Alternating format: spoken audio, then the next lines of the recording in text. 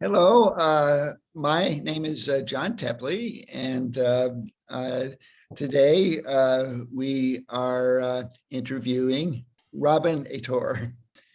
And he's a fascinating artist. He is interested in representational work, but actually his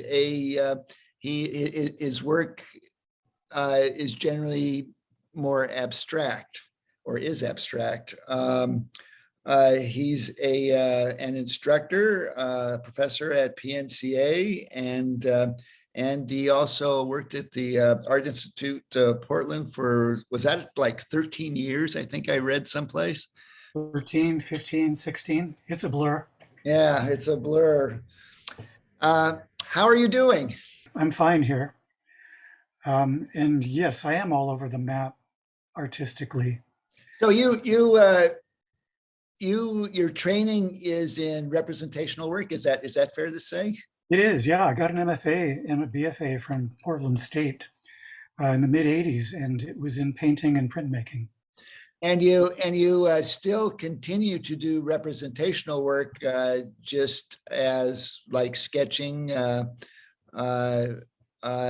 Is that fair to say? Oh, yes, yes. People pay me to do it every day. Ah, I'm an animator and a storyboard artist and a character designer. So yes, there's a lot of my work that has to do with drawing things as you see them, correct perspective, correct scale. Yeah, there is that. and then So and then there's also the abstraction. there is, yeah. So I've spent so many years doing representational work since the 70s when I got out of high school. And that's what I thought my main career would be. I wanted to work in comics, which I did for several years. I tried it out, but then I drifted into other things, as happens.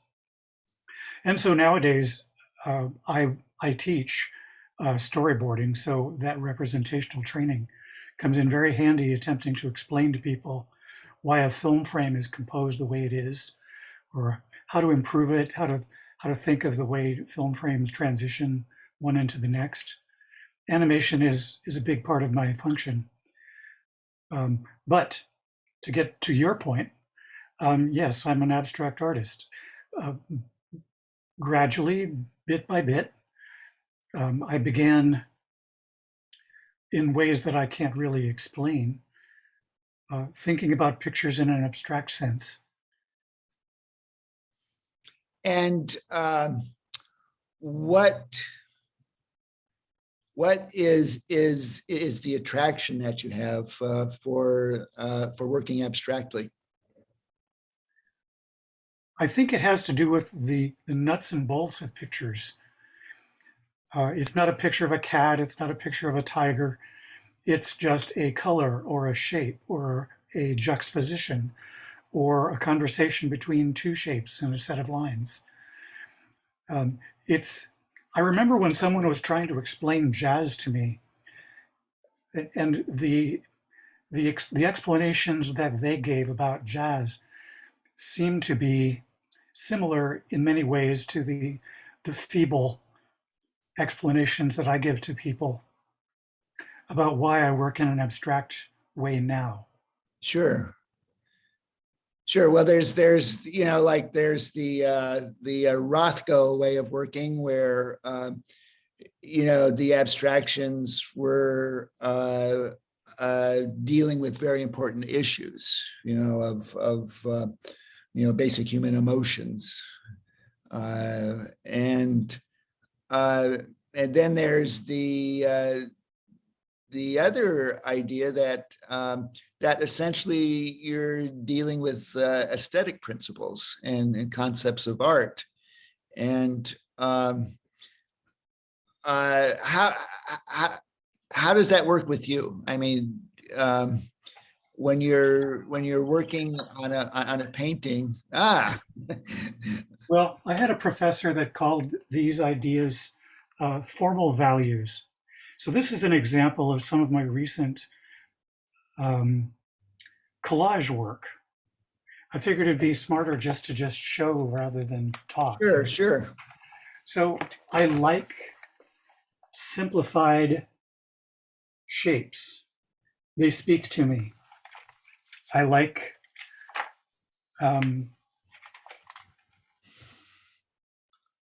finding relationships of simple shapes and trying to make them evocative, that the spaces between things are as important as the objects themselves. They lead an eye in a direction. They take you from one place to another. They suggest things. They look like other things, and yet they're not. All they are is simplified shapes. So for me, this for me is an evening's work. I'll spend a lot of time pushing pieces around, looking for the right color, creating 6 or 8 or a dozen possible shapes, finally settling on one, in order to create a composition that pleases me. I'm looking for a sense of rightness. I'll turn it this way and I'll turn it the other way. Sure. Look at it again, walk across the room, stare at it up close from far away. I'm asking it questions. I'm hoping to get answers. It's a weird sort of dialogue that's different from representational work. So in your work, it seems to me, you know, looking at your work, like you have like a pure abstract way of working, but then you also bring in figures, which is another way of working, and then your landscapes tend to be a different way of working also. Is that does that make sense? Yes, all of that is true. I'm actually surprised that more artists don't do or approach making pictures the way I do, which is thinking of it in terms of varying dialects or languages. You know, you've met people who are multilingual. They'll say something in English, then they'll say something in French, then they'll say something in Urdu, whatever their other languages are, and they can all mean the same thing. It's just that they're speaking to a different audience. And I envy those people. So my own version of it is to speak abstraction. I speak figuratively. I speak a combination of them. Or I like representational work. I like cartoons. I like perspective and color harmony, and in the sense of the academic European painters of the last century. And I don't feel that any of them are mutually exclusive. And I don't feel any particular reason to favor one or the other. I think of it as a way of speaking to a different audience. That's interesting. The Clement Greenberg actually said something very similar to that. You know, he argued for a formal aesthetic, but he never saw it as breaking with the past. You know, he just saw it as part of how art was becoming. I agree with that. That seems right to me. There's a natural progression and a through line as you look at art history. You can see varying groups of people approaching the subject in various ways, and one wouldn't want to think that one way is correct and others are wrong. Sure. Merely that different thoughts are being spoken in varying degrees of poetry or literality.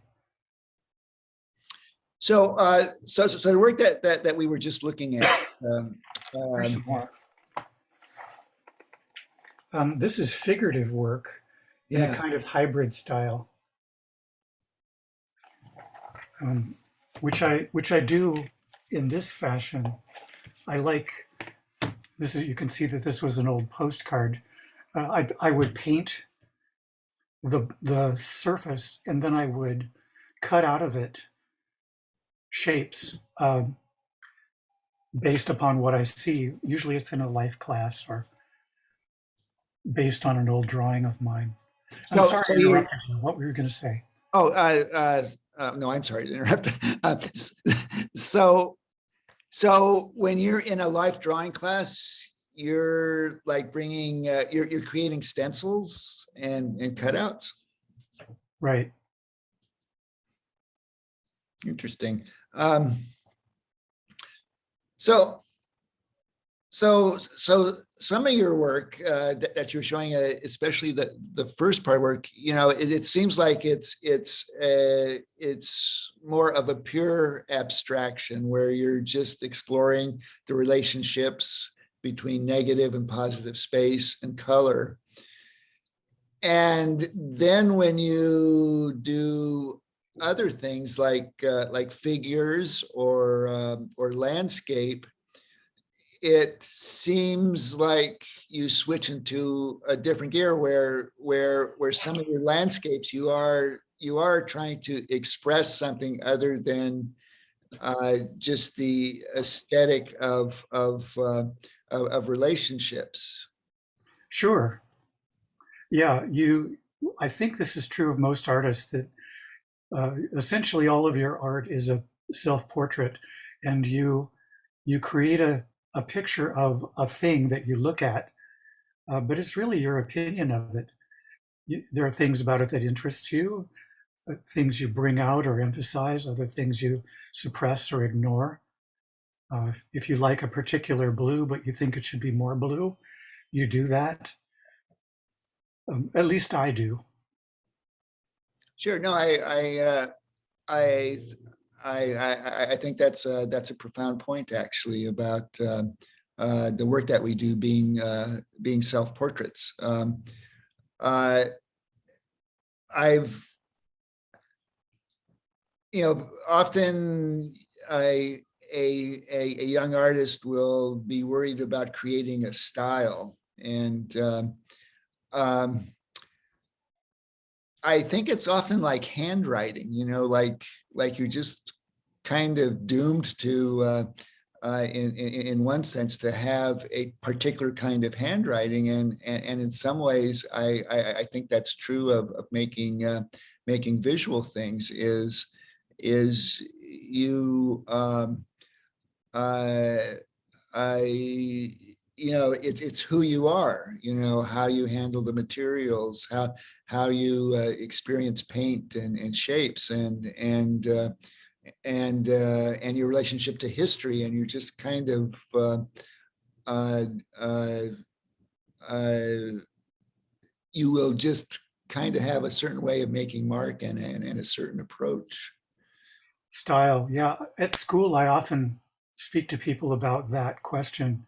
They are what you, as you described, they're in search of a style.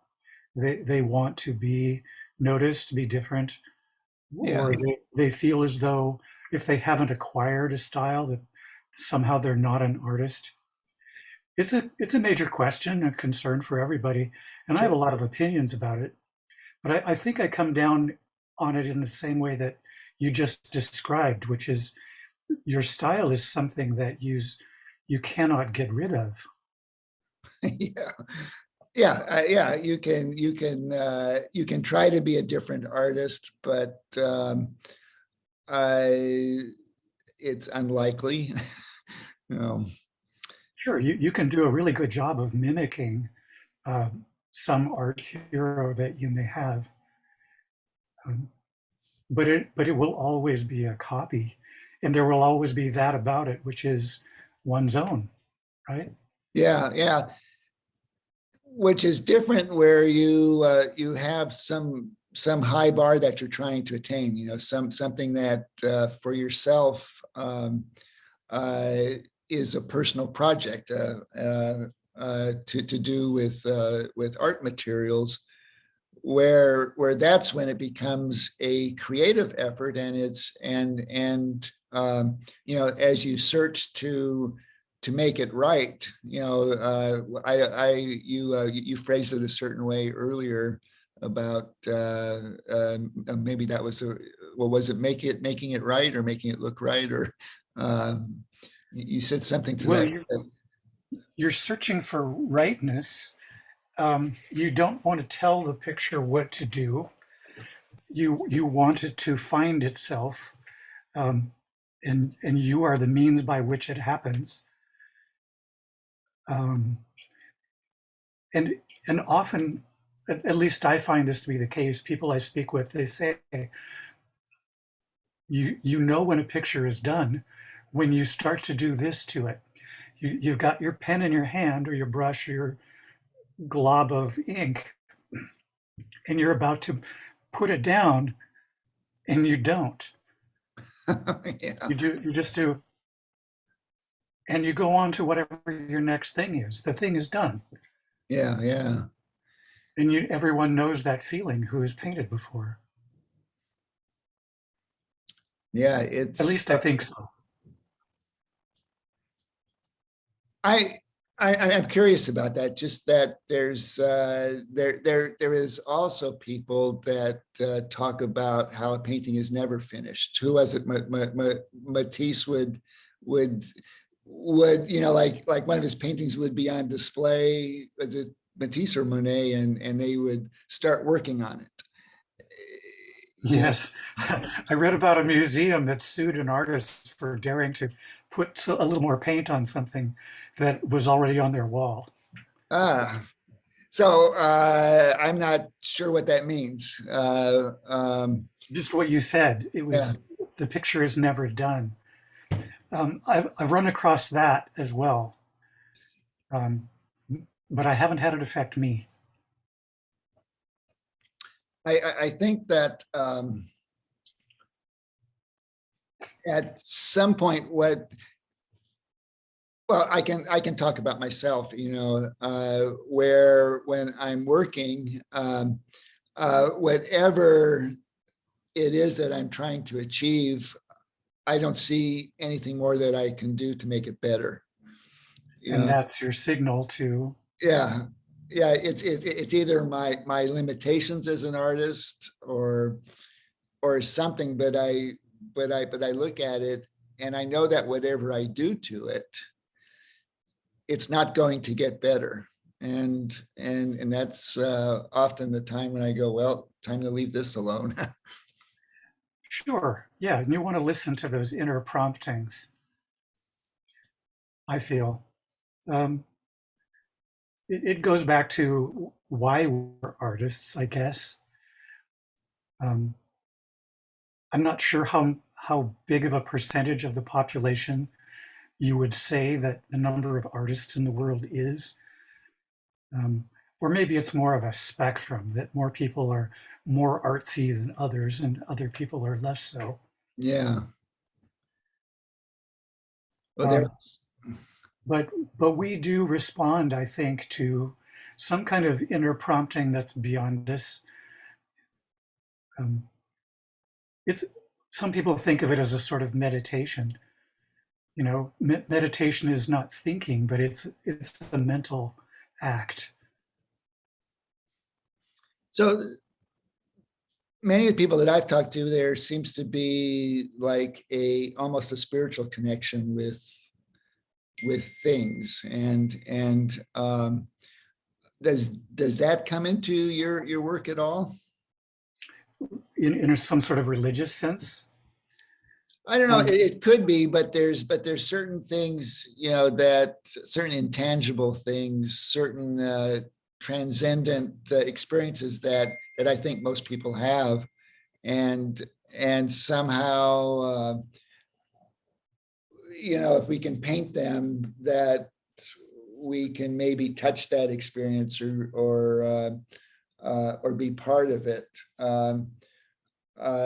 I I've often heard that as like how people began, as feeling that they wanted to make art something that they do with their lives. oh, it's a really big question. Oh, I think we all express our inner selves in that handwriting sense we talked about earlier.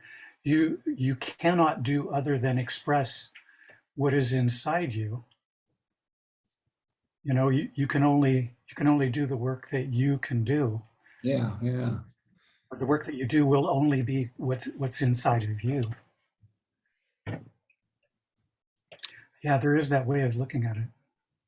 Now, the painting that you have on the easel behind you, that it kind of has a.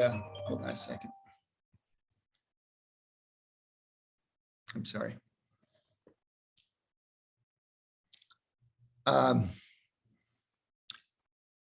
It has abstract elements, but then it has representational elements also. Could you talk about how, when you were creating it, like you're looking at the blank canvas, what some of your first thoughts were? This particular image is one of about 6 that are almost exactly the same. I made the vase is one that I made years ago. Of course, there's a statue of Shiva there. And then some plastic flowers completed the still life. But the still life was over in another room, and I didn't look at it except as in passing, as a memory. So I made a set of drawings of it, and I made some watercolors of it, and I tried making it in a collage form. And eventually it just got bigger and bigger to things like this. And I did 2 or 3 of these paintings with canvases I happened to have around. It began as just shapes and colors, and then bit by bit, pieces that I recalled of the still life objects became part of it. So they don't exist in a real space, they exist in a made up space. Or they're not in correct proportion, they are just shapes that marry up with each other. You can see the 2 curves that sort of fit, and then the square that makes a lie out of both of those curves.